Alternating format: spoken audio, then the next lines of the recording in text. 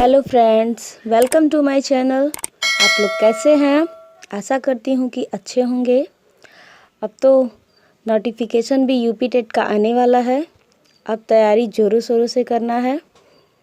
Time को एक भी वेस्ट नहीं करना है क्योंकि हम लोग के पास टाइम नहीं बचा है। जैसे यूपी टेट होगा उसके बाद तुरंत सुपर टेट करा लिया जाएगा। यही मौका अच्छा है। इस टाइम को हम लोग अच्छे से मैनेज करें, पढ़ाई करें और एक शेड्यूल्ड तरीके से हम लोग पढ़ाई करेंगे तो हम लोग को सफलता ज़रूर मिलेगी। तो आइए आज हम देखते हैं कारक का सेकंड पार्ट, कारक में जो बचा था। संबंध कारक। संबंध कारक का चिन्ह क्या क्या होता है? का, के, की, रा, रे, री, ना, ने, नी। तो इसकी परिभाषा है, जहाँ एक संज्ञा अथवा सर्वनाम का संबंध दूसरी संज्ञा अथवा सर्वनाम से बताया जाए वहाँ संबंध कारक होता है। मतलब कि संज्ञा सर्वनाम का दूसरे संज्ञा सर्वनाम से संबंध जब बताया जाता है तो वहाँ संबंध कारक होता है और उनके बीच यही चिन्ह आती है, का, के, की, रा, रे, री, ना, ने, नी। आइए देखते हैं कैसे। अब जैसे है, राकेश का घर सुंदर है, तो यहाँ का आया। अब यहाँ देखिए, उसकी पुस्तक अच्छी है, यहाँ उसकी पुस्तक अच्छी है, तो यहाँ पे की है ना, उसकी। अब ये तीनों फॉर्म आप देख रहे होंगे, इसको हम पूरा एग्जाम्पल बताने के बाद बता रहे हैं कि इसका क्या मतलब है। यहाँ देखिए, मेरा भारत महान है, अपनी पुस्तक अच्छी है, अपनी। अब यहाँ पे देखिए, ये हम कर्ता कारक लिखे हैं ना, उसने कहा था तो ये कर्ता कारक हो जाएगा, तुमने बुलाया था तो ये कर्ता कारक हो जाएगा। अब कैसे हम जानेंगे कि कहाँ कर्ता कारक होगा और कहाँ संबंध कारक होगा? तो यहाँ पे जो हमने लिखा है उसकी, तो उसकी का जो का, के, की का तीनों फॉर्म है, तो उसकी उसमें बदल जाए तीनों फॉर्म में, तो उसकी में उसका बोल सकते हैं, उसकी बोल सकते हैं, उसके बोल सकते हैं। तो इसका मतलब जो का, के, की है उसी के फॉर्म में है ये, तो ये संबंध कारक होगा। अब जैसे मेरा है तो वहाँ पे रा, रे, री भी आता है संबंध में, तो मेरा, मेरी, मेरे, तो यहाँ पे संबंध कारक होगा।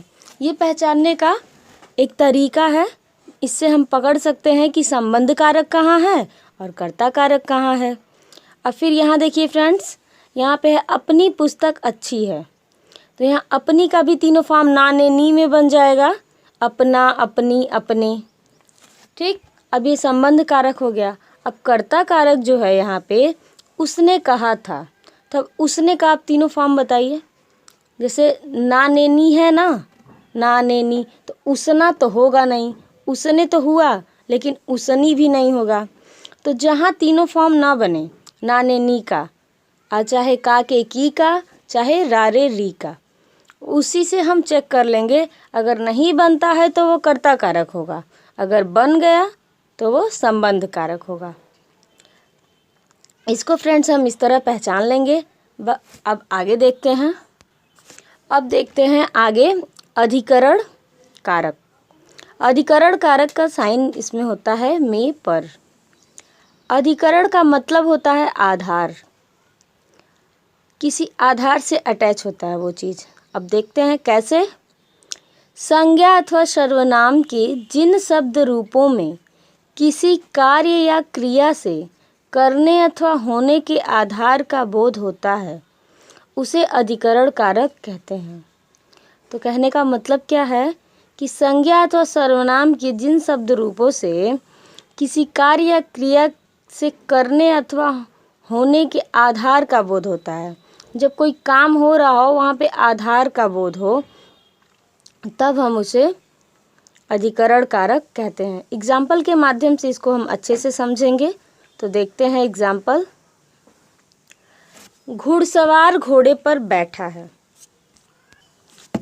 घुड़सवार घोड़े पर बैठा है, तो घोड़े पर बैठा है घुड़सवार, तो यहाँ पे आधार क्या हो जाएगा, घोड़ा हो जा रहा है, क्योंकि वो घोड़े पर बैठा है।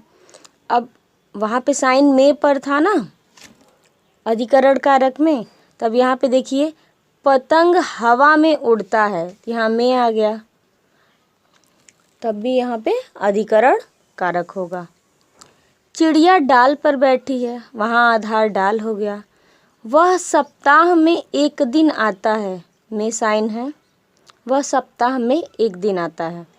अब यहाँ पे देखिए ये राजेश नदी के किनारे बैठा है, तो नदी के किनारे किनारे बैठा है, वो ज़मीन पे बैठा होगा तो उसका आधार हो गया।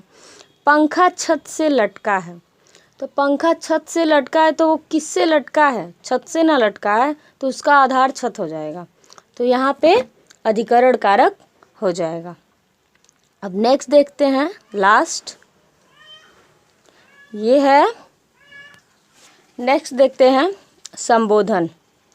संज्ञा के जिन शब्द रूपों से किसी को पुकारने अथवा बुलाने का बोध होता है उसे संबोधन कारक कहते हैं। संबोधन में हम ये साइन लगाते हैं जिसको विस्मयादिबोधक साइन भी कहते हैं। अब जैसे यहाँ पे एग्जाम्पल देखिए, बच्चों तुम कहाँ जा रहे हो, संबोधन है यहाँ पे, संबोधन चिन्ह। अब एक लास्ट देखिए, ये एग्जाम्पल हमने इसी एग्ज़ाम से लिया है, हे प्रभु पीआरटी पास करा दीजिए, कि मतलब हमारी इच्छा है प्रभु प्लीज़ पीआरटी पास करा दीजिए। तो कैसे पीआरटी पास होंगे हम लोग, जब मेहनत करेंगे, टाइम टेबल बनाएंगे, अच्छे से पढ़ाई करेंगे और एक सटीक तरीके से रणनीति बना के कम समय में ज़्यादा तैयारी करनी है हम लोग को, क्योंकि 14 विषय हैं पीआरटी में। तो उसको अच्छे से देखिए फ्रेंड्स, तैयार करिए, और ये बहुत अच्छा मौका है एक शिक्षक बनने का। तो ये रहा फ्रेंड्स वीडियो कैसा लगा कमेंट बॉक्स में ज़रूर बताएं। सब्सक्राइब करें, बेल आइकन को दबाएं ताकि सबसे पहले वीडियोस मेरे आपके पास पहुंचे। धन्यवाद।